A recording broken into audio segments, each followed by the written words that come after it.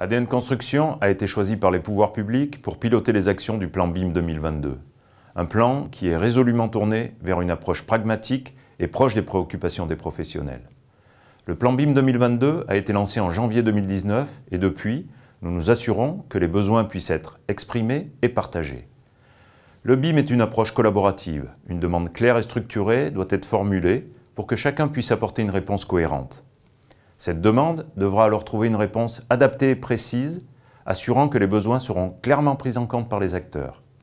C'est le sens de l'action 1, visant à sécuriser la commande en BIM au moyen d'un ensemble de documents et d'outils permettant à chaque maître d'ouvrage de pouvoir exprimer ses attentes numériques.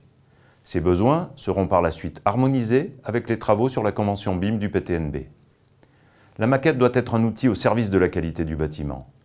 L'action 2 prévoit de faire émerger des solutions innovantes permettant de réaliser des autocontrôles sur un certain nombre d'aspects, comme le programme, l'accessibilité et l'environnement. Une meilleure collaboration correspond aussi et surtout à une meilleure compréhension, à une plus grande fluidité dans les échanges entre les acteurs. La normalisation, traitée dans l'action 3 du plan, permettra à tous de pouvoir disposer d'un langage commun, pouvant instaurer une plus grande confiance dans la maquette BIM. Différents indicateurs montrent que le BIM se développe. Cette pratique se démocratise, et notamment dans les territoires. Il apparaît important que nous puissions disposer de données fiables quant à l'essor de ces nouvelles pratiques. L'action 4 du plan BIM 2022 prévoit la mise en place d'un observatoire numérique dans la construction. Cet observatoire s'appuiera sur des études statistiques réalisées par des instituts de sondage auprès d'un échantillon représentatif.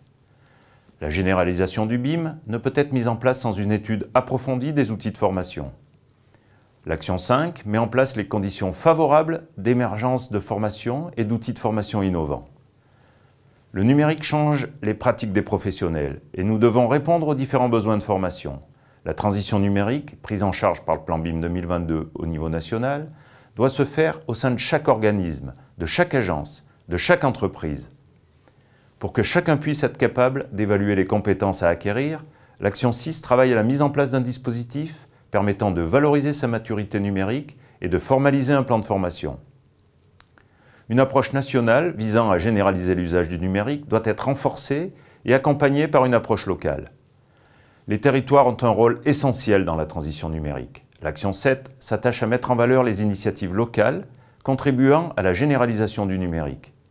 Une série d'événements en région est organisée pour permettre à chacun d'échanger, de s'informer et de bénéficier des retours d'expérience. En concrétisant ces actions, ADN Construction accélère la transition numérique du bâtiment.